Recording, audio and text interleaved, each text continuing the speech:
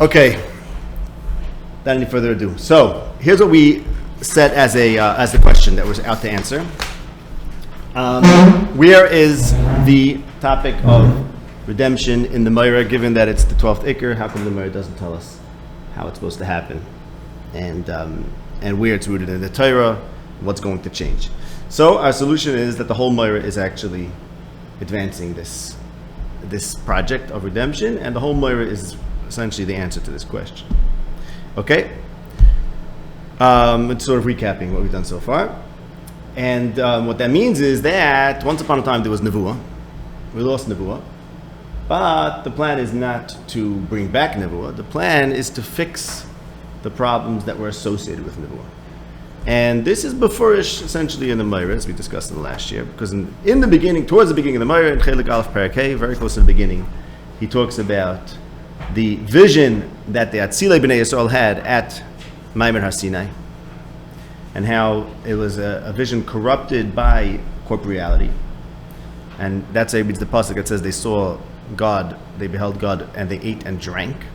It means that their beholding of God, which means their understanding of God, was corrupted due to their connection to corporeality, and they understood God with an element of Agshama, with an aspect of Agshama.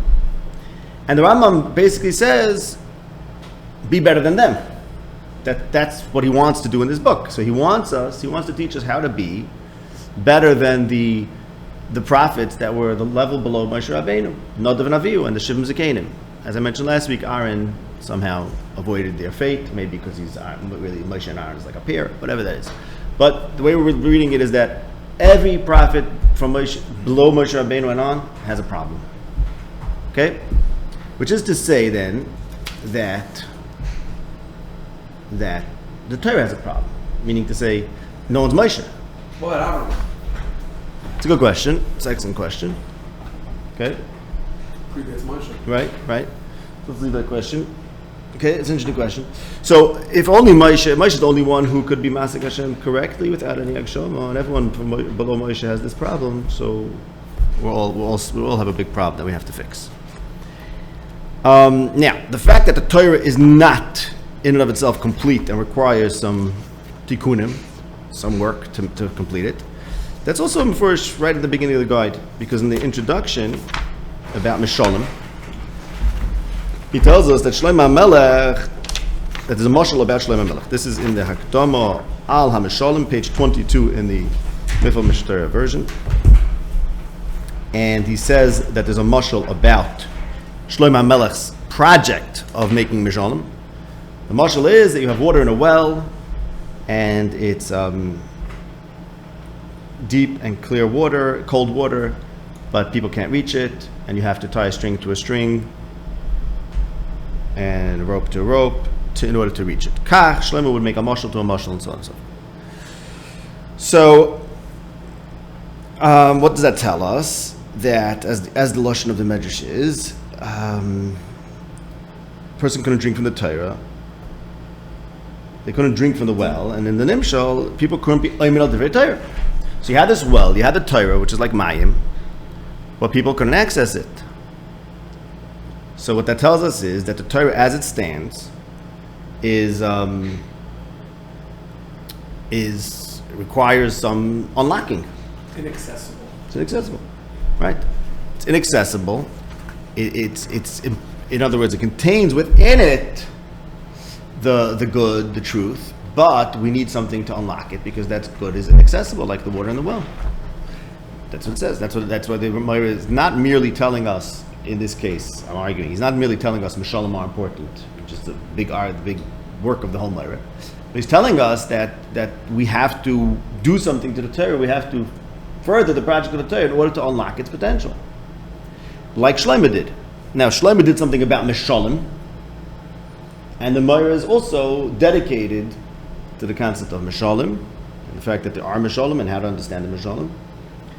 And then, as we said, we have Rabbi Akiva continuing that project. We'll get that in a minute. Okay, I'm just sort of recapping last two shurim. Why aren't we emphasizing the fact that Torah is also sort of dedicated to Moshe?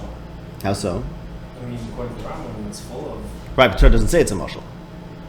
Nonetheless, it's the what's the word I'm looking for? It's the medium used. What? The medium of the Torah is mashal, correct. Yeah.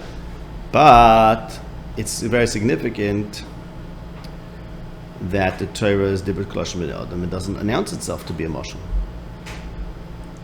Okay?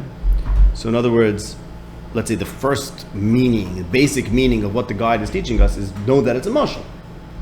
It's very nice that there's a Torah, but if you don't know that it's a mashal and you don't get comfortable with that it is a mashal, you're liable to err in the understanding of it.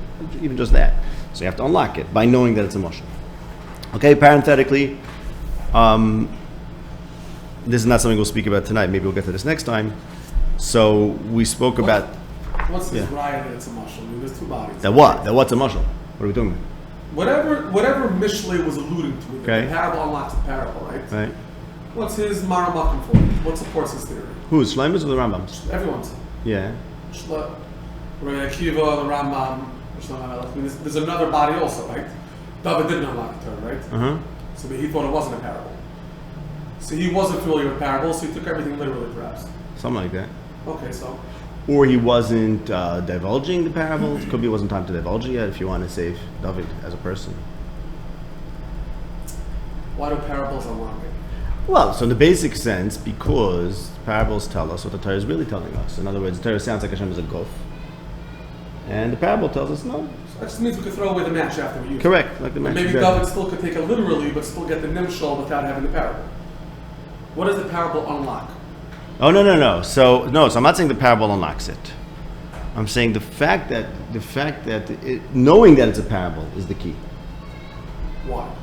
Because otherwise you're going to misunderstand it. You're going to take it literally. Because you'll take it literally. Let's break it down. If the story of Yonah is a parable, right? Okay. I don't know. Yeah. I don't know. Fine, yeah. But I still understand what it's trying to teach us, right? Okay. About the belly of the beast and the something, and there's something that's conflicted. Why does it have to be interpreted as a parable for me to unlock it? Because otherwise you're not going to know the meaning. And the internal meaning. Right, you won't know the meaning of it. If you take it according to external meaning, you But I won't can get the meaning know of it without it even being a parable. Oh, you mean if it would be written differently? No, but It's the way it is. so how are you going to get the meaning of it if you don't understand I mean, the even if it parable? wasn't a parable, the literal interpretation of it still gives you the same nimshal, so to speak, even if it's not a parable. Why does the parable unlock the inaccessibility? Why is the parable so important to the Rambam? So 1 second, I think. But so you're saying, I think you're taking the meaning of the fact that it's a parable. You're saying that means that it's untrue on its literal sense. No. I'm saying why does it access it? Because otherwise you'll read a story about a whale and you're not going to realize what it's trying to teach you.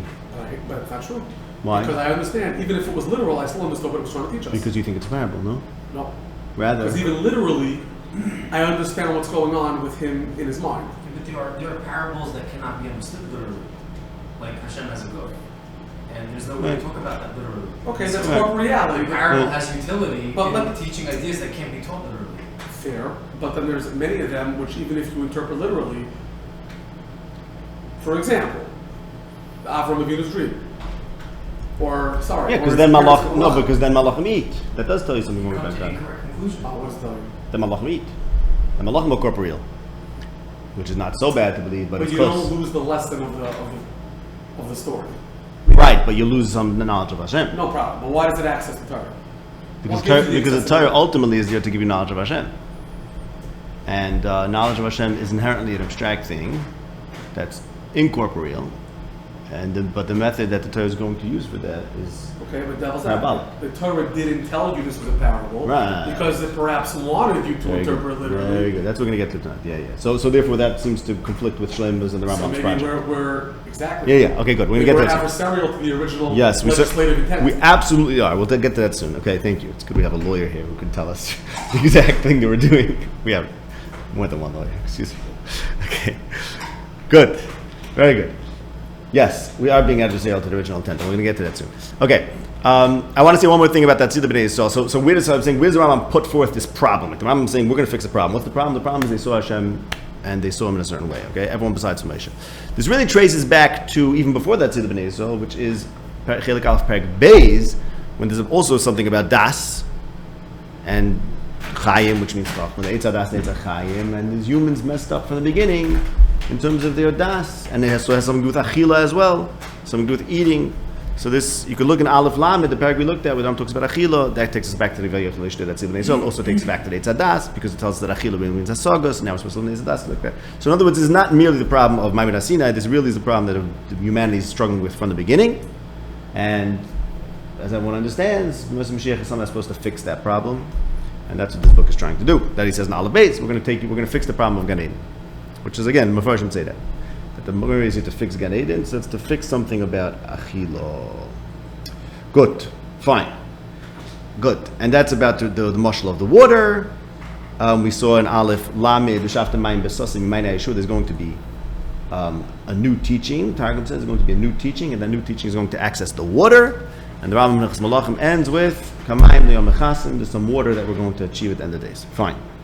Now, furthermore, we said that Rabbi Akiva is the one who brings the new teaching, and Rabbi Akiva takes the place of Mashiach, as we discussed. And so what Shlomo started, the unlocking of the inaccessible Torah, Rabbi Akiva continues, which tells us that means Shlomo was deficient, or something about Shlomo's work wasn't perfect. We know Shlomo had his imperfections. We'll get to that hopefully in the next year. Okay. What was Rabbi Akiva's imperfections? No, perfect human. Rambam says. No. Rambam says it was right. He did the right thing. I have a personal problem. Okay, fine. So that means you have to be Mashiach. Then you have no choice. If Rabbi Akiva didn't do it, we need you to do it. But in the Rambam's world, Rabbi Akiva did it. Okay, now. So I just want to bring together a few points about this, and then we're going to get to the point you were saying about we're undermining the Torah. We're doing something that's in it, and also what Yaakov was asking, that how could there be a new teaching? Is it rooted in the Torah? Then it's not new. And if it's not rooted in the Torah, so what's its business? How could you add to Moshe's Torah? In a certain sense, you're undermining Moshe's Torah, as we will see. We'll get to all that, but I just wanted to point out one thing about this idea of Shlomo and Rabbi Akiva continuing Shlomo, which is as follows. I'll show you briefly the Makars for this, but the vart is that Shlomo is like a Messianic figure. Why? Well, he's David's son, and it was the most successful reign of prosperity, peace and prosperity for Israel, and building the Beis HaMikdash was the glorious days. So Shlomo HaMelech is like the model of what could be a Moshe Mashiach, but it didn't work out. Shlomo HaMelech had his issues. And so therefore, it's not surprising then that to read that whatever work is necessary to prepare for Mashiach is going to be a continuation of Shlomo's work, which focused on Mishalim, and the mashal for Shlomo's work is about water, and the mashal for what Mashiach has to do, which I'm saying Rabbi Akiva did, also revolves around water. Okay? Right. That's the point. That's the point. Because he has to do more. Exactly. And I think, by the way, and this we'll get to next time. Okay, we're jumping ahead of this, but how could you be spot on Shlomo? What was Shlomo's pegam in his wisdom? What was Shlomo's mistake, his error? He said like this. The Torah says, "Lo yasu levavoi, lo yarbal nashim, lo yasu levavoi." Since that's the reason, therefore I could do it, and it won't affect me. Which means Shlomo HaMelech thought he knew the reasons for the mitzvahs. What if you know that knowledge is really infinite, and that you can never know everything completely? Then you know that Tamei mitzvahs maybe have more than meets the eye. As much as you have a good reason, there might be more reasons.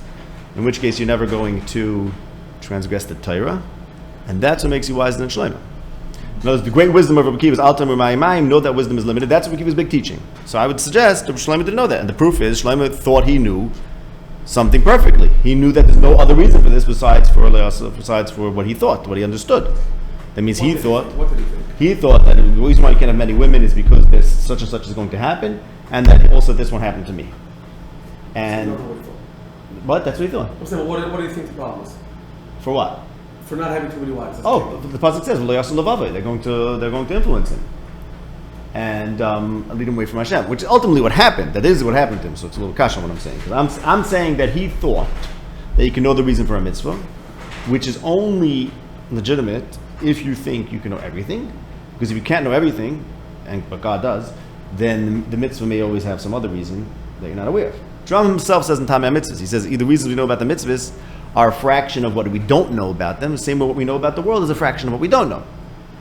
And what he teaches us about Rabbi Akiva, Rabbi Akiva's teaching is that it will always be that way. That there's inherently things that are unknowable. It's a very, like we spoke about last week. It's the most important teaching ever. That there are things that are unknowable. It's a big chiddush, and it changes everything. It changes everything, and particularly it changes our relationship to mitzvahs, because now the notion that we need revelation and like God tells us what to do, and we're never going to fully understand it. What? What would be knowable? If you can know everything, what do you mean? If you can't know anything. If you cannot, no, you can't know everything. No, I understand. But if you can't grasp HaKadosh Baruch Hu Right. on any level, anything that comes from Him, technically you're always going to be missing some piece of it. If you can't, you know anything. I agree. I hold like you. I hold that if you can't know everything, you can't know anything.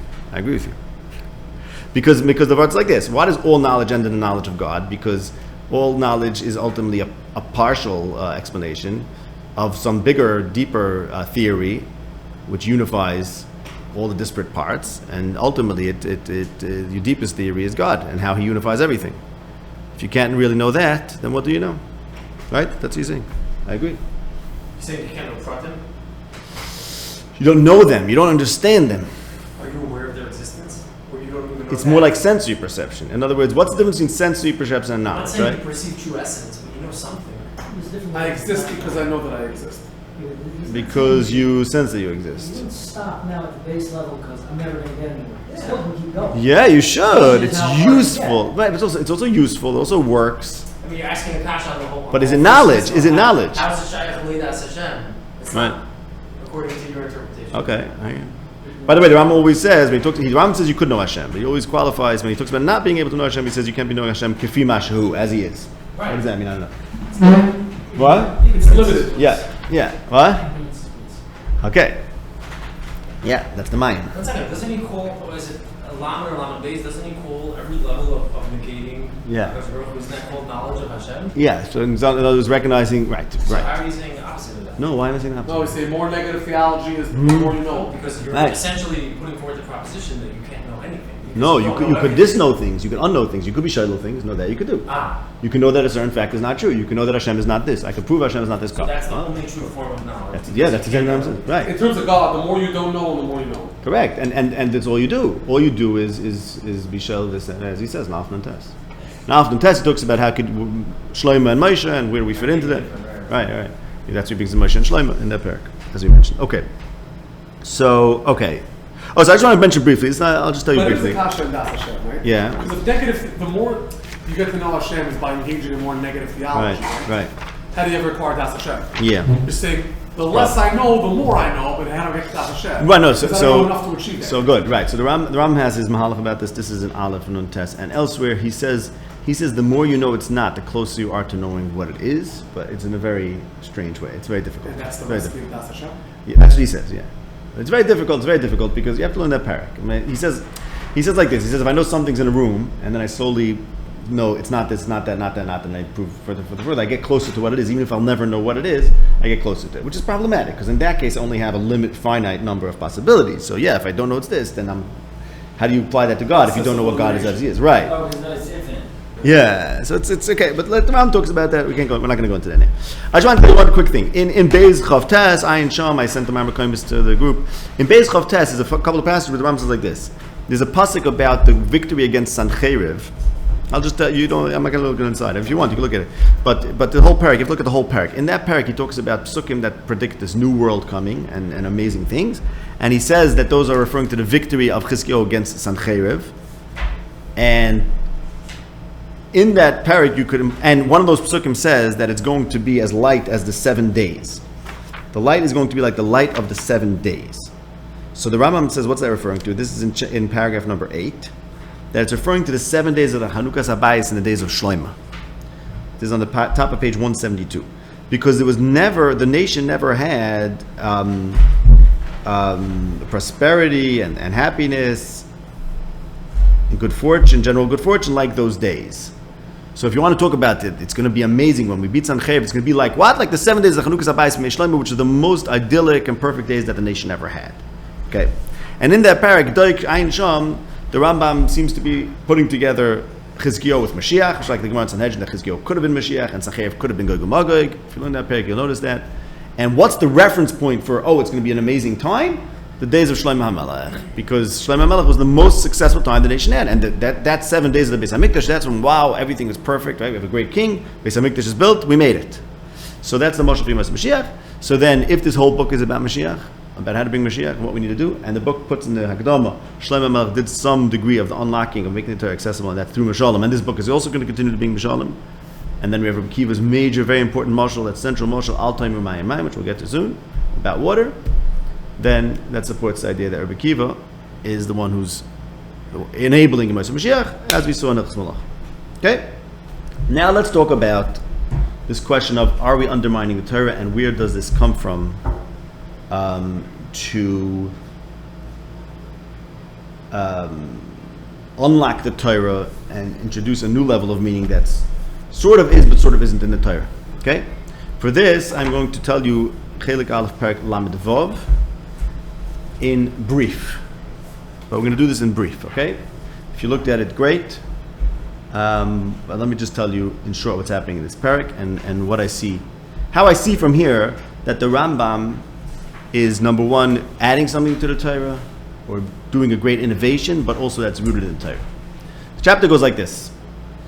He starts off by saying that, this is an Aleph Lamed Vav. He starts off by saying, page 139, that first he says like this: when we get to the question of Hashem's attributes, then I'll explain to you, says the Rambam, what it means that Hashem gets angry at a person. Okay, fine. Because what does it mean Hashem gets angry? So he'll tell us later that anger means, when we say Hashem gets angry, what it means is that things happen to a person that we would do out of anger, or he also says that if you don't know Hashem, that's called He's angry at you. If you know Him, that's called He likes you. Okay, so he starts with the parak by referencing that. Then he says, you should know that the Torah only uses expressions of charoin af, kas, sinah, tsar, oyev, all these expressions of hatred and enemy, only uses it in the context of avodah zarah. Okay? Huge question. Right. Big kash on this, the Torah uses it elsewhere as well. For example, it says if you pain the widow, then I will get angry at you. Okay, and the Rambam talks about Uses that. jealousy also. Yes. Uses a lot of these Lashonos uses elsewhere. Fine. Good. Then the Rambam says like this: why is this the case? Why is it the case that the Sifrei Nevuah stressed this thing about Hashem getting angry regarding avodah zarah? Because avodah zarah is something that relates to Hashem. It relates to Hashem. How does it relate to Hashem? Because really, I'm skipping ahead here, but I'm saying it a little bit out of order, but let me just say this point. Because really, when the people revered the created items, they didn't think that these were God. They just thought it's appropriate to show reverence to, let's say, the sun and the moon, or to certain images that represent God. But the fact is that by doing that, it causes people to forget about God, because the Hamoin only sees actions, doesn't think about their meaning. And therefore, the mistake about avodah zarah is not a mistake about God, but it's a mistake about something that's due to God. And a mistake about God Himself is therefore much worse. Okay, and the Rambam says the following hierarchy. He says like this. He says, if a person makes a mistake about thinking someone's standing when he's sitting, okay, that's not such a bad mistake. Because sometimes people stand, sometimes they sit. A person makes a mistake and he thinks that the water is below the earth instead of the opposite.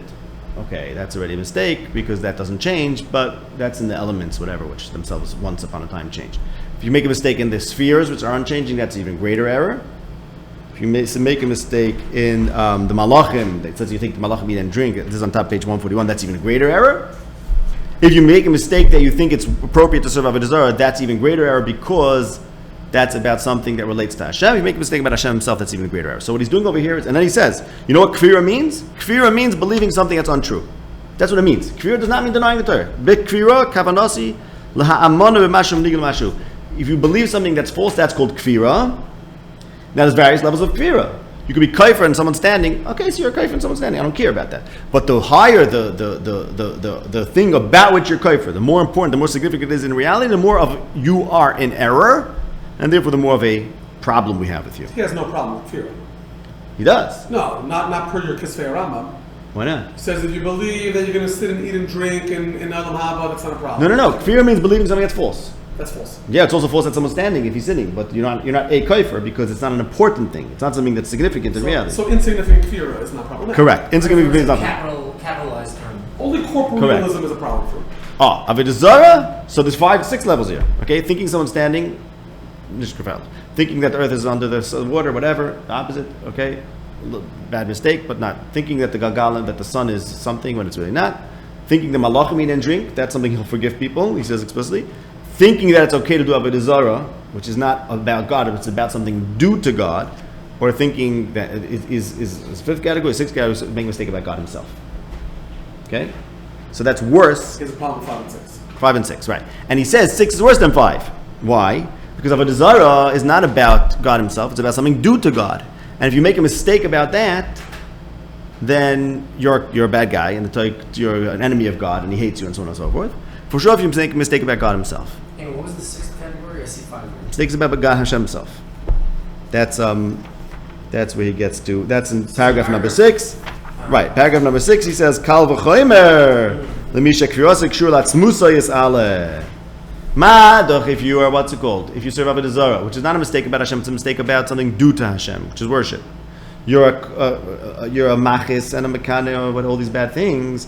Kal v'chomer, if your kfira, meaning your mistake or your denial of the truth, relates to His essence, and you believe something the opposite of what it is. So if you don't believe in the God's existence, or you believe that He's 2, or you believe He's a body, or you believe He has effects, etc. So you should know that if you believe in Gashmus, you are mekane, machis, kadechem, eshem, malachem, etc. More than other. Now notice that Rambam did a very interesting move in this whole parak. He put Oived Avodah Zarah into a hierarchy about errors. In other words, why does the Torah say, what does the Torah say about Avodah Zarah? If someone worships Avodah Zarah, kill him. It doesn't say if someone believes Avodah Zarah is wrong, you should kill him. The Rambam made a whole ikr out of that. The Rambam made the belief that Avodah Zarah is appropriate. That's the bad thing that's what the Torah has against you. And he did that in the ikrim. He made a 5th ikr, is a political ikr. The first ones are God exists and He's one and this and that, facts. The 5th one is worshipping idols is a bad idea. Why is it a bad idea? Look in the Rambam paragraph because it's a slippery slope. But that's a belief about practice. And he took Avodah Zarah, which in the Torah is all about actions, and he said, well, really what I care about is people believing things that are false. And the belief that you should worship idols is false because you believe it's good behavior for humans. It's actually not good behavior for humans because it's going to lead to them forgetting God. And then he makes, based on looking at it that way, he makes a kal v'chomer and says, well, if that false belief, which is not about God Himself, it's about something adjacent to God, is so terrible, for sure a belief that's about God Himself is even worse. Kal v'chomer. Okay? Now, this whole parak is a mind-boggling parak because Rambam says like this. The Torah cares so much about someone doing avodah zarah, and it calls him that someone gets Hashem angry. For sure, it cares so much if you think Hashem is a guf. Now, does the Torah care so much if Hashem is a guf? If people think Hashem is a guf? No. Torah cares a lot about avodah zarah. The whole Torah is about avodah zarah. The Rambam says it elsewhere. The whole Torah's project is about avodah zarah. In fact, the Torah allows people to believe Hashem is a guf. You know where one of the places it allows that? When it says Hashem gets angry at you, that itself is attributing to Hashem guf kind of things. So Rambam starts his parak by saying, okay, later I'll tell you what Hashem gets angry means. But he himself says, Nalach Vav, Dibber Torah Kalashim Nil, and Torah talks language of man. Why? Because Torah has a project. And what's Torah's project? The Rambam says elsewhere, a few places, the Iker project of Torah is to be Iker Avodah Zarah. You see that in Torah. That's what Torah is all about. To be Iker, the practice of Avodah Zarah. The Rambam, the practice, not the belief. The Rambam shifts it into a belief, a category of belief, and then he says, well, once it's belief, I can make a kal v'chomer. That's not as bad a mistake as believing something wrong about God Himself, because God Himself is more real than some political idea of how a person should act. And by doing that shift, he makes a kal v'chomer and he reads into the Torah this thing that you can't believe in Hashem being guf. And if you believe Hashem is a guf, you make Hashem angry, but don't believe He gets angry because that is something He's a guf. So what's going on over here? Why is He doing that? What's He doing? Right. And in other words, like this: if someone's going to read the Torah from beginning to end, and say, okay, Moshe, you convinced me Avodah Zarah is a bad thing. Then you put the Torah back on the shelf and you say, you know what?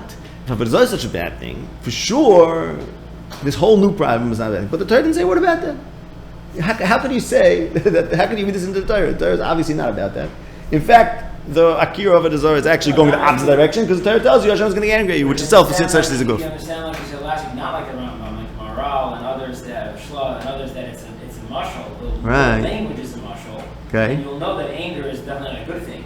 Okay. So then that's how the Rambam said. Even though it's not shy to get there's not shy of anger.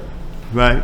It's shy of the idea. There's some expression of anger that we can Right. is the opposite of Okay, good. fine, but the Rambam holds that the Torah uses the shyness because it allows people to think these things, because it's necessary for people to think about Hashem in gross ways, in anthropomorphic ways, in order for them to know that He exists, in order for them not to do what the Torah doesn't want them to do.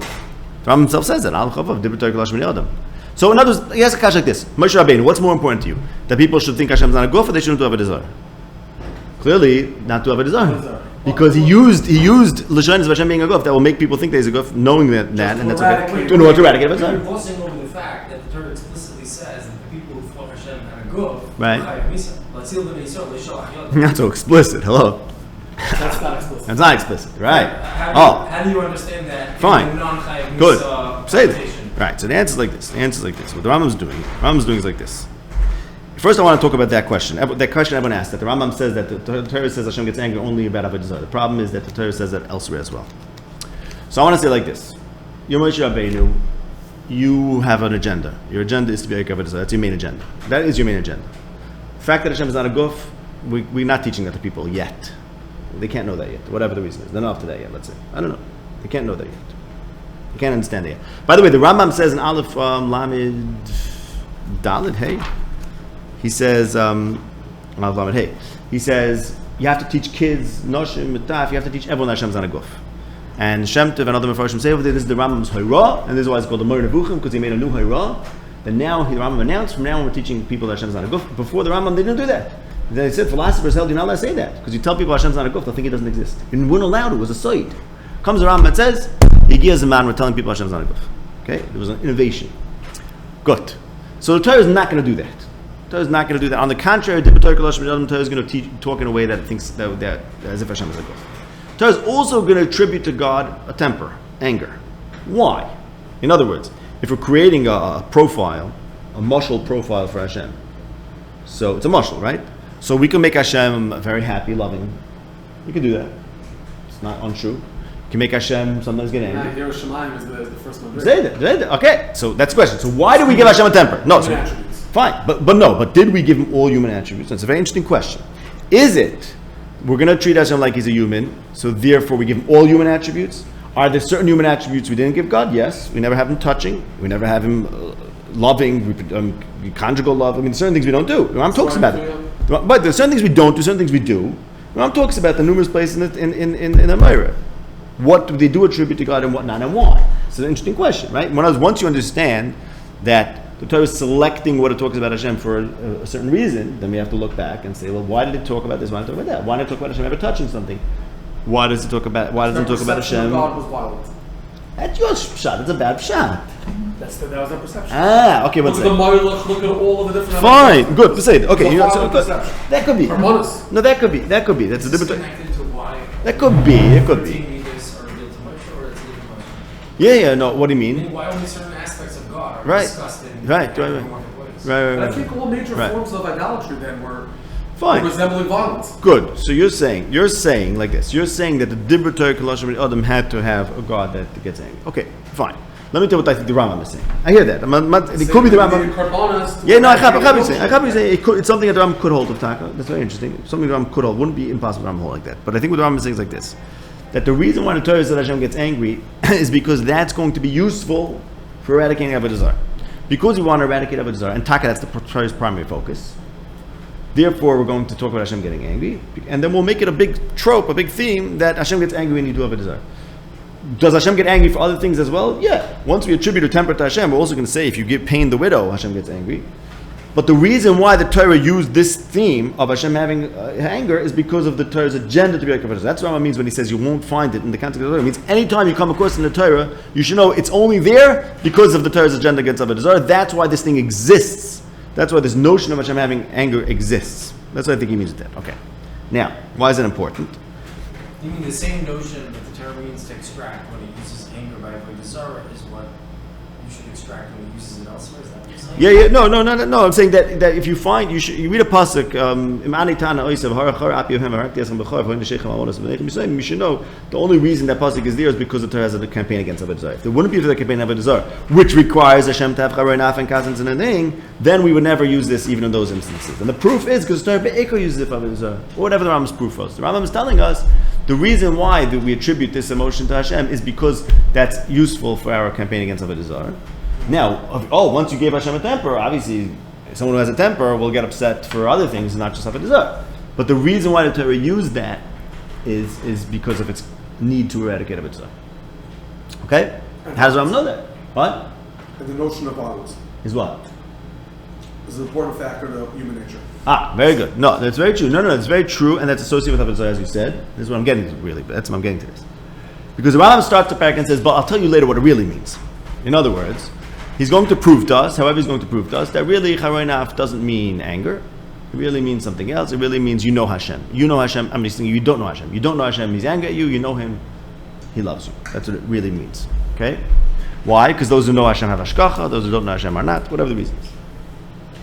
Good. Now, so what's the Torah all about? Telik Aleph Perek Lamed Vav. Torah is all about being Oik Avodah Zarah, and to be Oik Avodah Zarah, Torah says charei naf Hashem. But we can make a kal v'chomer. We can make a kal v'chomer in the Torah. What's the kal v'chomer? Ma the Avodah Zarah is so chomer. For sure, Agsham is so chomer. For sure, corporeality. I told you that's undermining the Torah. That goes against the whole grain of the Torah, because the Torah clearly cared more about Avodah Zarah than Agshama. The answer is, so what? It's a kal v'chomer. It's called Torah Shel Peh. You know what else goes? You know what else undermines the Torah? Ayin tachas ayin mammon. And then someone says, what do you mean? What do you mean? It's against the whole spirit of the Tanakh. Who cares about the spirit of the Tanakh? You're not karohim. With Torah progresses, or whatever. Progress meaning a way that's rooted in the Torah. And this is rooted in the Torah because I'm in a kal v'chomer. And other don't kal v'chomer atzmai. Now, does he think it's his kal v'chomer? No, he thinks it's Moshe Rabbeinu's kal v'chomer. They told Yeshua secretly, whatever. I'm not saying Rambam made it up. But if it's a kal v'chomer, then that's where it's rooted in the Torah. And a kal v'chomer could create a new kind of Torah, an olpan chadas, so it goes in the pasuk in Yeshaya. You have a new Torah which is not new, because it's inherent in the Torah. If you look at it a certain way, this becomes a legitimate kal v'chomer. And the Rambam holds this is the right way to look at it. And furthermore, he holds that there are allusions in the Torah that we're supposed to look at it this way, to what you were talking about, the Atzil B'nai Yisrael. So there are enough allusions in the Torah that we're supposed to look at the Torah to not be about practice, but rather be about das. Because as he starts with the parak, says, I'll tell you later that really anger is about knowing Hashem or not knowing Hashem. Which means that really the real concern of the Torah is not practice, even though the Torah is all about practice, but there are allusions in the Torah that say that it's really not about practice, it's really about thought. And if it's really about thought, then Avodah Zarah itself has to be rethunk to be a thought error, not a practice error. And once it's a thought error, not a practice error, that creates a kal v'chomer, that if Avodah Zarah is so bad, Haksham is even worse. This is the move the Rambam did in this parak. So this is a new teaching, which goes against the grain of the Torah, but it doesn't matter. Now, we have to figure out why did Moshe Rabbeinu not care about this, and Rabbeinu Moshe did. So I think it's because he was being leichem against Avodah Zarah. That was the Muhammad then, and the Olam wasn't ready to be demagshim. If you're still worrying about Avodah Zarah, that means Hashem is still a shtickle gufnius for you, and like you were saying, he probably has a temper because you're associating him, you're thinking about him the same way you think about other gods who have tempers. So I think that's also part of what's going on in the Rambam. But really, the Torah itself has in it the seeds of advancement that you're supposed to go beyond the fight against Avodah Zarah. And the fight against Avodah Zarah means we'll treat Hashem as a guf, like another god, but not the Avodah Zarah. And they will use that to wean people off of Avodah Zarah. Once we accomplish that, which we did accomplish, Rambam says elsewhere, the Torah succeeded. Now it's time for the next level of the Torah, for unlocking the next level. So it's a new teaching, which is inherent in the old teaching, and it adheres there because the Rambam could reframe the Torah in a way that becomes a kal v'chomer. This is part of the new teaching. This is called what we call Torah Shel Peh. Can we get some water? According to this, the mistake by Shema should be the same level of the mistake of, let's say, Achtus Hashem. Say Hashem is 2. Right. Yeah, he says that. He says that. Hashem is not the worst. Just mistake about God is the worst. Yeah. In Aleph Lamed Vav, that's what he says. If you believe he's 2, in Aleph Lamed Vav, paragraph 6. In and of itself, meaning not because it leads to something else. It's the worst. Right. Oh, because you misunderstand reality. Right. Yes, and again, the Rambam says kfira is misunderstanding reality. Which is also not what the Torah is not about. The Torah doesn't say that. The Torah says kfir is about worshiping other gods. When he says But the Rambam is shifting it to the mind. When he says fury here, he uses the word hamana, I think. Yeah. Does it mean that you have a mistaken belief, or you are deliberately sort of rejecting reality? What is this fury mean? Do I do the work and I come to the wrong conclusion, or I'm aware of the Torah and I say, to heck with it, I want to think what I want to think? What are the options? Meaning, is an intellectual mistake, an honest intellectual mistake, also the cure that he's discussing? Yeah. Or is he referring to like a sort of a belief where I don't know, but I'm choosing the wrong thing because I don't know? No, even a mistake. Yeah. Well, the verb is what I'm interested in. The outcome, you're getting to the same place. Perhaps What is it Shlomo? You made a mistake about knowing this, wouldn't that be? Right. He's suggesting, who cares how I got to this conclusion, whether willfully or ignorantly. I'm here. I'm not where I'm supposed to be. So. Yeah, no, it's not about an aver. That has to do with the end of the parak. You have to look at the end of Lamed Vav, where he says you might think people are excused because it's an innocent error. They're not. Ayin Sham. What are you saying over there? Okay. But so you asked me before. You say, why did Moshe do this? Why didn't Moshe? So let's say talking about this. Well, we'll get to Rabbi Akiva soon. So you're talking about why did Moshe do this? Now we know the answer. That wasn't the fight then. But he did this because he made a Torah that has a Torah Shabbat Peh. In other words, it levels in the Torah. The Pshuta, you read it like a Pshuta, it's a fight against Avodah Zarah, a fight against action. You read it deeper, you'll see that really what Torah cares about is Das, but that's a deeper reading. In other words, Rambam, let's say in Aleph Nun Dalet, he says, when Moshe Rabbeinu asked to know Hashem, he said, from here you learn, says the Rambam, that you know who Hashem loves, someone who knows him, not someone who just fasts and davens. But you know who's very busy with fasting and davening? The Torah, the mitzvahs. But we could also, but the point is, the Rambam sets it up that way. He says, not just fasting and davening, but thinking also, because of this idea that fasting and davening is what it's all about, is a legitimate idea in Judaism, and it comes from the Torah, it's Kipshuta. It says, do this, do that. It's all about actions. Or at least, right? It's all about actions. But his point is, yes, there are two levels of the Torah. There's a Torah that's all about actions, but if you look deeper, look closer, you'll notice that what the Torah really cares about is Das. And why is the Torah setting it up that way? Because it has to happen progressively. The Torah is going to do one thing, and it's going to have a Muhammad against Avodah Zarah, and that's going to take a certain track. It's also going to contain in it the seeds that you can infer that there's another Muhammad, which is really about the mind, and that's going to tell you, wait a second, so then really there's a much more important thing that doesn't even say once in the Torah, maybe you'll die one time, that Hashem is not a guf, and that we really have to think about that. So let's revert back to Shlomo Melech. Yeah. The same way he made a presupposition, right? That maybe was above him, according to the Rambam. Supposition what? That he know the reasons. Yeah. Okay. But according to the Rambam, right, if the fasting and davening, quote unquote, is to bring you to machshava, right, and that's the core essence of the Torah. Right. Then if I already have the machshava, or I've acquired the das, right, then maybe I could abandon the fasting and davening. Okay. Because I've already achieved what I'm required to achieve. Okay. Very good. So the Rambam over there says not only fasting and davening, not just that alone. No, I'm using that as I understand. No. But it's very important because if I'm right, am I saying before? The Rambam says that we don't. No. But the Rambam says that whatever we know about. What do you need? So you said the Torah is on here? Here. The Rambam says whatever we know about the Tamei Mitzvahs is a fraction. It's a lot more that we don't know than we do know. So that means even if we could say that the reason is such and such, there's always going to be things we don't. No, but who cares what the reason of the mitzvah is? That's what I'm saying. Because it's tough to do it. Why?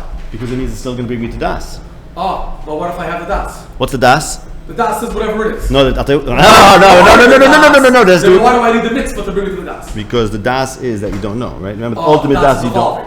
No. The ultimate Das is that our Das is limited. No, the ultimate das, the das. Part of the das is knowing that we can't achieve all the das. It's the ultimate das is the das itself. No. Not the missing das. No, not the missing Das. But that we are missing Das is the ultimate knowledge. That's what Rambam says that. He says in Aleph Lam Beis. He says perfection of humanity So then I'm never is. going to achieve anything. So like I can only report to achieve. This is nothing. a problem. This is a problem. You're saying the goal is to achieve nothing. It's not true because let me tell you something. If you know that your mind is limited, you have to know a lot to know that. You see, you can just accept that. I'm not saying you just not accept that. If you stop accept that, you're not really going to accept it. No one really accepts that, by the way, until they actually put in the work. By the time they reach that conclusion, if you actually really reach that conclusion, you are one smart man. For example, I think I mentioned this last time. You know, Mr. Gödel from the 1950s, I think. Gödel's incompleteness theorem. He proved that no system of math can be complete. This guy was one of the most brilliant guys ever. And he actually was working on a proof for God when he died. He died from malnutrition because he was scared to eat because he was crazy. Whatever. And only his sister could feed him or something like that. I don't know. Anyways. Right. No, and apparently his incompleteness theorem had to do with God. Like somehow I'm curious where these papers are about this proof for God. It'd be very interesting. But the point is that this is the most brilliant minds of the 20th century proved that things can't be known, and it's a bombshell. It was a bombshell. She proved impossible for there to be perfect knowledge. Someone actually proved it. No, so I'm saying is, but to know, my point was, you're not going to know that until you have to go through a lot to actually understand, like, where the not knowing lies, and that might be the ultimate. In other words, you get the ultimate flavor of reality by knowing where that it is, right? It's like this: we walk around the world, we convince ourselves that we have a clue what's going on. Okay, that's what we do. We try to make sense of things, and because of that, we make dimyonis, and we lie to ourselves. This is the big problem. And someone who actually worked out that mind is limited and also doesn't mind that, is accepting that, is quite aware of the deepest truth in a very, very important way. I'm not sure that we need more than that. I'm not sure. So, I'm not sure. My mind. All right, we'll get to that. So you're saying, okay, so Moshe gets you the one thing too. It's actions. The actions should be correct. Actions serve this God, not that God. Right. Shlomo switches it to belief. So come Shlomo. Akiva Very goes, good. Okay, your belief gets you to a certain point. Right. Okay, let's figure that out. So let's say like this. Right, let's do the evolution here. So the Torah says a mashal, v'choraf Hashem. Shlomo Melech, and at that point, it's very important for everyone to live with the mashal, even though they're going to think about Shama. Comes Shlomo Melech and says, Mashalim are very important. Mashalim all around us. He starts getting people to realize that the Torah itself is a mashal, and that allows people to know that Hashem is not a guf. Yeah, because they know it's a mashal. Okay.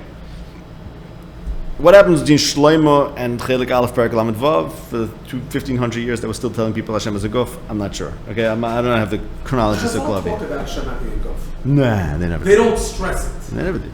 But it's discussed. I was hoping to say the Torah, Aleph Ches. Yeah, it was right that Hashem's not a guf. Yeah. Yeah? You think it's a verse B'Torah? No, I don't know. It's a verse B'Torah. What's his pasuk? You know what his pasuk is?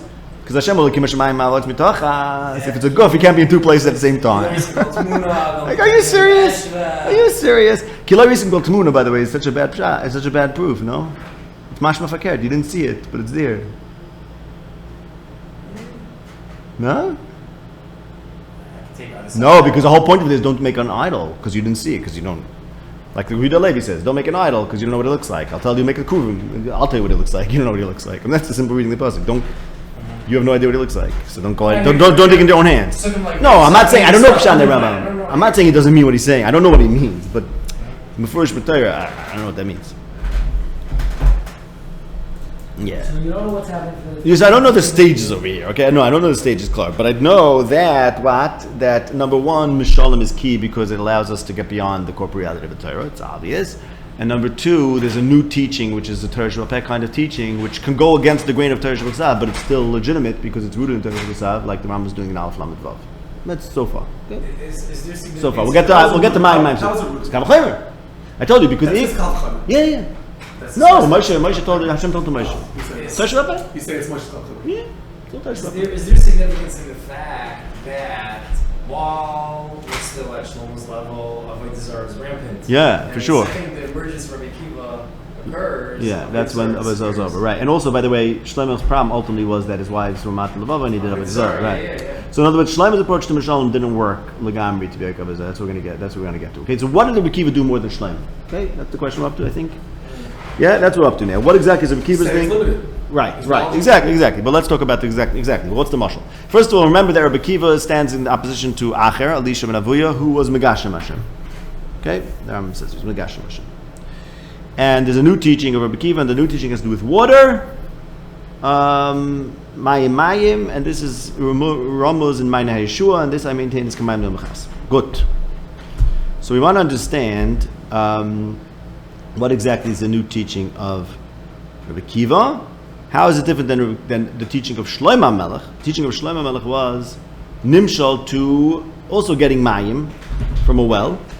And Rabbi Akiva's teaching is al toimu mayim. So as we discussed this last year, that the fact that there are things that we don't know And the fact that the mayim in the shemayim is just the same word, but is not in any way mayim, as Rambam stresses in Beis Lamed, and it's such an important teaching, that you know that the mayim over there is not mayim, which is to say that the true nature of reality, the true nature of water, of literal water, this is the way the Rambam explains it. I think it's correct, that the mayim in the heavens is the tzura of water, and that tzura of water, the Platonic form of water, that tzura of water is only water by name, meaning there's nothing that it has in common with water, except that it somehow serves as being the metaphysical root for water. Very interesting idea. In other words, you have the metaphysical root of water. Does it have something in common with water? That's what we keep saying, no, it does not. And at the same time, it could be the metaphysical root of water, which to us makes no sense, because the only way we could approach something as a metaphysical root of something is somehow find a connection. Right? To say that A, it's a metaphysical root of something, but B, it has nothing in common, to us is an imbridgeable contradiction, which Rambam alludes to in Aleph Ayin Beis, where he says that God is nivdal legami from the world, but nonetheless his ashpah is everywhere, and that's something which we cannot understand. We can't bridge that stira. That's like a seventh kind of stira. Two facts that we know to be true, but we cannot bridge it. Okay? So what is the teaching there? The teaching there is that there is a something out there that we don't know, and that has no comparison to anything with which we're familiar. And this, I maintain, is the teaching of Rabbi Akiva, which is called kamayim leyom mechasim. Tahainu that the water is endless, like the sea, just like the sea is endless. So Rabbi Akiva's teaching is that Chachma is endless. That's what Rabbi Akiva's teaching. Chachma is endless, like the Rambam does now Avlam Beis. To know that there are things you can't know. So while Shlomo Melech says, I have to get you to a well, get you cold water in the well, we'll get there, but eventually we'll get there. It's what's contained. Rabbi Akiva is unlocking the Mayim She'en Lem Soif and the Moshel of Kamayim L'Yom Bechasim, which is the ocean, which is endless. It's like the Gemara in Yevamos calls it. We'll get to the Gemara soon. Mayim She'en Lem Soif. That's the Moshel of Rabbi Akiva. It seems to be two different Rishonim. How so? Because one of them implies that qualitatively I can't know it, and one of them implies that quantitatively it's infinite. I can know it. I think it's the same thing, no? I don't think so. Because if there's an infinite amount, if there's infinite reason, knowledge. Quantity, and you're saying I can't currently quantity because the quantity is infinite. No, but if it's all united, like we were discussing before, if all knowledge is rooted in deeper knowledge, and that has no end, then the two things come together. But that's not the same thing as saying there are concepts that may not be infinite and I'm fundamentally incapable of assimilating and understanding. Which one? The Tzura of Mayim? Yeah, or understanding the metaphor, understanding God, right? Right. That's infinite. No, that's infinite. We say we can never understand this, not necessarily because it's infinite. No? It's not the same thing? I'm going to go. Not the same thing? Maybe it is. Maybe I'm not sure. About it wrong. Yeah, I don't know. I understand it differently. Yeah, I don't know. The Rambam is not busy with infinity as being the major problem of understanding. The Rambam is not busy with that. I think actually one of his 25 principles is that there's no such thing as an infinite quantity. Physical thing at the same time, but yeah, it could be infinite. Okay, so maybe it's the same thing. Maybe my question is not a question. Metaphysical is not bound by it. Right, it might right. Okay, that's something to think about. And this Yaakov posted this in the chat. I just copied it. The meaning of the parable of water is that we can't know the true meaning of the parable of water. That's why it's the most interesting mashal, because let's say I say kamayim. There's das Hashem, which is kamayim. That's how the Mishnah Torah ends. What is that? So in other words, I want to know the nimshal. The nimshal of the mayim is das Hashem. What's that das? That das is that you can't know the nimshal. So that's the meaning of this mashal is you can't know what the mashal refers to. So this is the ultimate mashal. Why is the ultimate mashal? Because if mishalim are there to make you realize that things are more abstract than you thought. So let's say we have Shleima's mashal. Shleima says you should know that mishalim are important. Okay, so v'choraf Hashem is really a mashal for something else. Like I'm going to give you a string to get down to the water in the well. Once you get down to the water in the well, you found the water and you're good, right? But the water in the well is not so different from the string. The string is the water, they're part of the same system. Therefore, you're liable to forget the nimshal and slip back into the mashal. So Shlomo Melech is trying to wean us off the mashal, but if the way you're going to wean us off the mashal is to give us something else that's not completely dissimilar from the mashal, in other words, it's knowable, like the mashal is knowable, You won't let go. then you'll never let go of the mashal. What's the point of a mashal with no nimshal?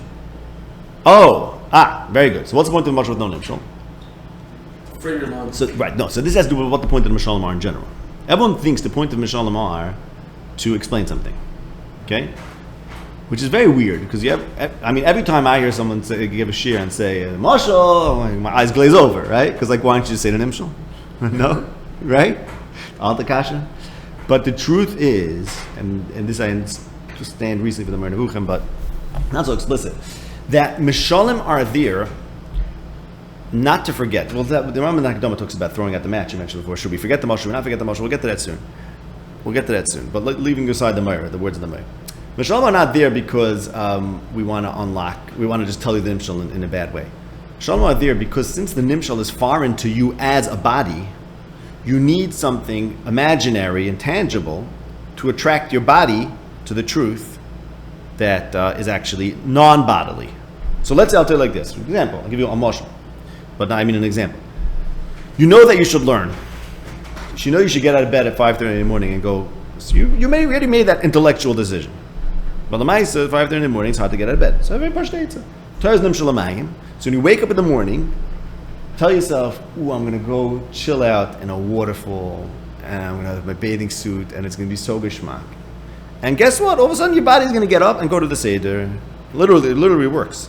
Because this idea that you should learn is not, try it. No, you could do this for everything. I believe the Rambam holds like this. The Rambam doesn't say this anywhere. We'll have to get there where the Rambam says, whether the Rambam claims this or not.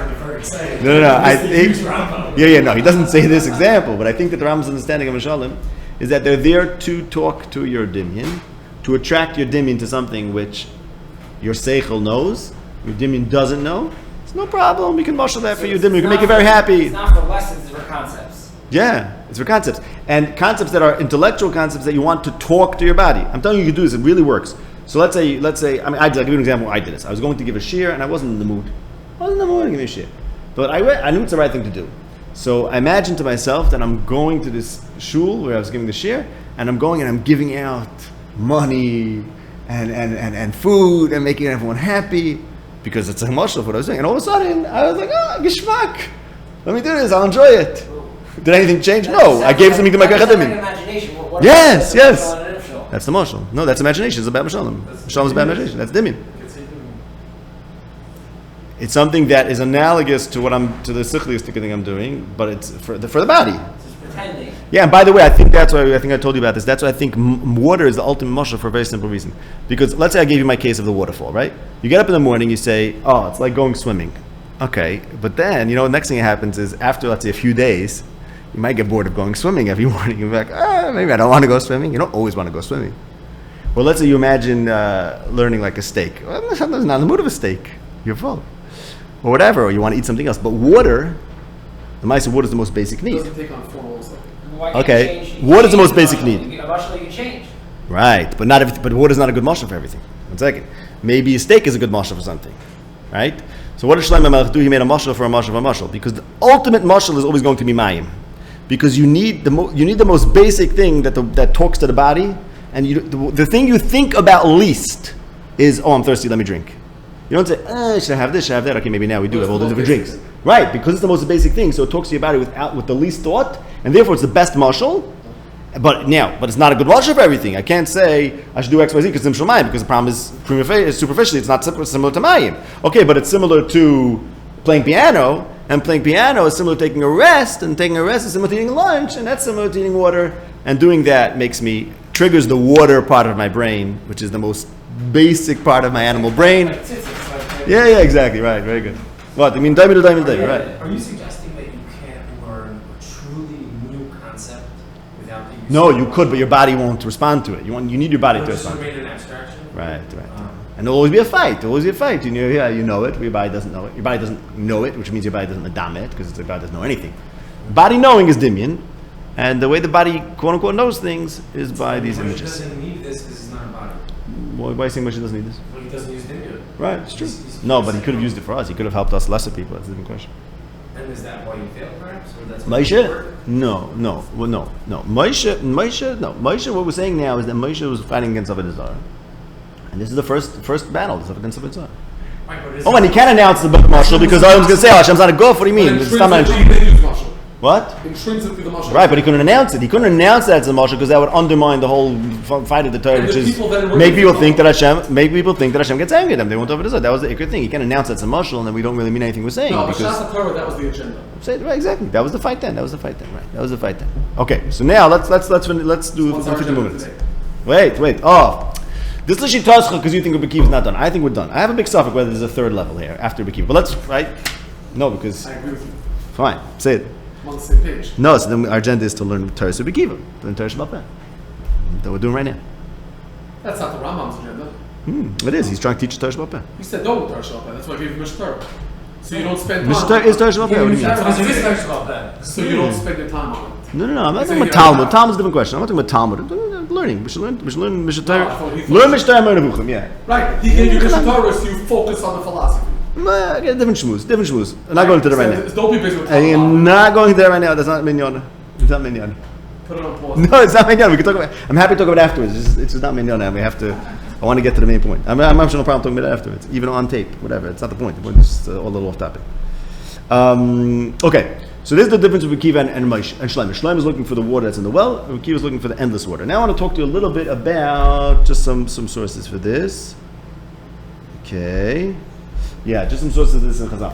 So I mentioned both of these last time, I think after the share, but I want to just read them to you inside. Which bulletin are you on now? Hechol is what? Which point are you on? I'm talking about Rabbi Akiva's teaching and how it has to do with the mayim that's endless.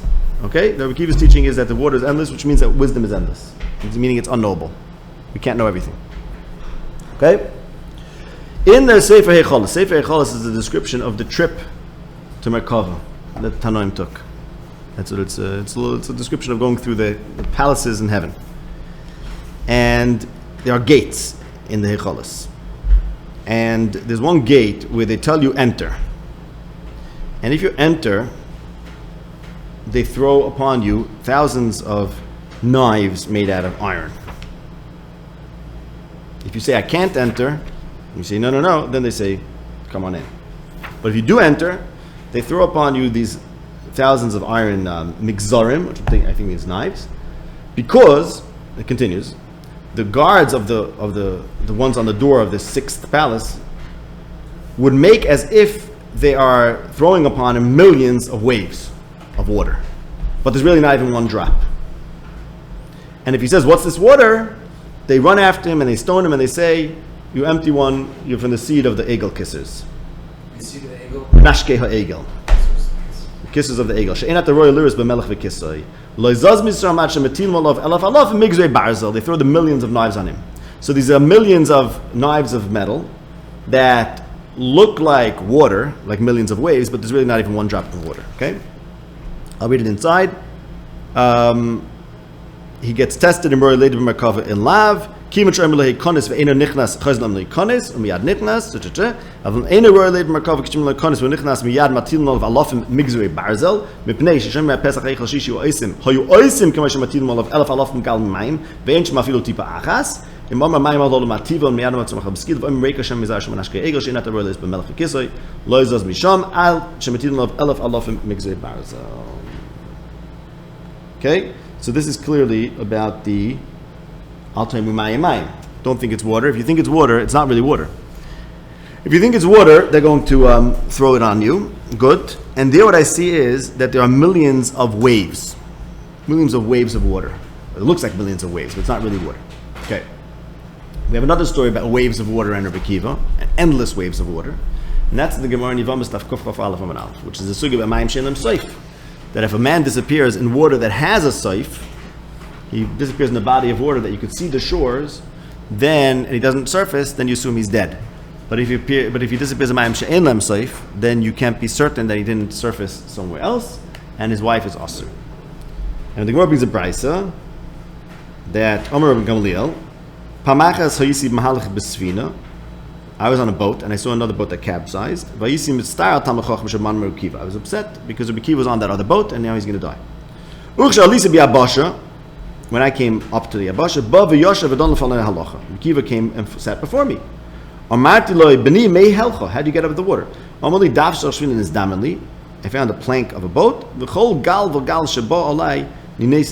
Every wave that came, I bowed my head. That was Rabbi Akiva's trick. Every wave that came bobbed his head, and the Gemara makes it a big trick. Mikanam chachamim im yavoyu risham ala adam yinatan lo roisha. You learn a lesson for this. That if a Rasha comes, just let him wait, let him roll over you. Amarti b'yis hashor kama gedolim b'vracham she'amu ma'im she'en l'seif muteres ma'im she'en l'hasura. And then the next Gemara goes like this. Rabbi Akiva says, I was on a boat and I saw another boat that capsized, and I was upset there was a Talmid Chacham on that boat, and that's Rabbi Meir. And then I came up and he came to learn by me. I said, how'd you get out? He said, one wave threw me to the next one, then that one threw me to the next one until I came out. And b'yis hashor, I said, well, how important, you see like how great the Chomer that's in ma'im she'en l'seif ishte. So now it's like this. Rabbi Akiva's teaching is about Mayim She'en Lahem Seif. What's his teaching? That water is endless. He knows that water is endless. And what happens if you know that water is endless? You don't fight with the wave. Meaning like this. If the water is finite, then when the wave comes over you, you say, I'm going to fight this wave. And I'll win. Rabbi Akiva knows there's no winning. There's no winning. What? So you just duck. There is a mahalech what to do when you can't win, which is to say, okay, ignore the problem, and the problem will go away. The problem will go away. It doesn't mean the problem will go away. It means, in the nimshal, my she'ifa to know this piece of information, as Rambam tells us in Lambez, get over your she'ifa. You can overcome that desire. And it's important to overcome that desire, because if you desire to know something that's unknowable, you're going to mess yourself up. Which means to say, if you fight with every piece of chachma and say, I must pin this down, you're going to commit to something which is false. Commit to something that's false, you can be a kaifer, and then you're messing yourself up. Because your imaginative faculty will kick in. Exactly. Imaginative faculty will kick in because you think there's a fight between you and this. But that's because you think that you have a finite body of knowledge you have to know. But once you understand the infinity of knowledge, then you know that you try. If it works, it works. If not, just give up. And Rabbi Meir, as I mentioned this last time also, Rabbi Meir studied by Acher, from Elisha ben Avuya. Rabbi Akiva didn't. I mean, Rabbi Akiva was the nemesis of Elisha, and Rabbi Meir was the Talmud of Rabbi Akiva, got smicha from Rabbi Akiva. Rabbi Akiva says, and he was the only one that got smicha from Rabbi Akiva. But he's also Talmud of Elisha ben Avuya. And so Rabbi Meir has a different approach to the problem of the waves of water. He surfs them, right? Means he utilized. There's this problem called water. That Rabbi Akiva says, I'm not as far from it. And Elisha ben Avuya didn't know the Al Taimu Mayim. That was the thing. Rabbi Akiva told everyone, say Al Taimu Mayim. Clearly, Elisha ben Avuya was over that. And there's millions of waves that they throw on you, which look like water, but they're not really water. But that's the message saying over there. Whatever that's about. I mean, whatever that's about this thing. That there's things that you think you know what they are, but they're actually unknowable. And there's two mahalachim. There's Rabbi Akiva's mahalach and there's Rabbi Meir's mahalach. What Rabbi Meir's mahalach is and whether he's being masakin Rabbi Akiva, I don't know. What is Rabbi Meir's mahalach? Is he saying that you can know, or is he saying I can't know? It's a different approach. No, he's saying that even though the wave is a dangerous thing, you can turn it to my advantage. That's what he's doing. But He's turning ignorance to his advantage. No, see, Rabbi Akiva saying he's accepting that it's not known. he's accepting that's a wave and it's dangerous, but the danger could somehow. I could surf on the unknown. Rabbi Meir? Yes. Yeah, they're both masking. Yeah. It says what to do with the infinity. So what to do with the problem that knowledge is infinite, let's say. There's two things you can do, okay? I like the Rambam's Malach. The Rambam's Malach is acknowledge that you can't know. Then there's another Malach, which I think is roughly like this. You have people that do this. You ever hear people talk gibberish, nonsense, but they think they're talking the greatest Chacham? I can show you books. A lot. That's what I was thinking of. Shkoyach. Now, I recently realized, it doesn't matter who, he said a name, whatever, I'm not going to say it publicly. A certain name, I'll tell you afterwards, these books, you open it at random, you'll see the craziest sentences that don't even make sense. But, I used to think they're crazy, but now I realize they're not so crazy. Because, you ever have this musig, I got into the zone once, where I realized, there's things that are unknowable. But, l'maisa, maybe we could surf them. I think surfing is actually a very good motion for this. What do you mean you're surfing? You're not swimming, whatever. You're not actually manipulating the wave. You don't know exactly what's going on, but you're around it. You're near the water, right? Yeah, that's what Rabbi Meir is doing. Rabbi Meir is saying like this: there's unknowledge. There's things that we're ignorant of, but it doesn't mean that we should just say, "I'm ignorant." It means we could play with the ignorance. We could have fun with the ignorance, and that is somehow important, and that brings us closer to knowledge. That's what Rabbi Meir holds. That's what I'm suggesting. That has something to do with the fact that he was willing to dabble with Acher's gnosis. Acher was a Gnostic who says, I know everything. Bring down God to my level. And that's not true.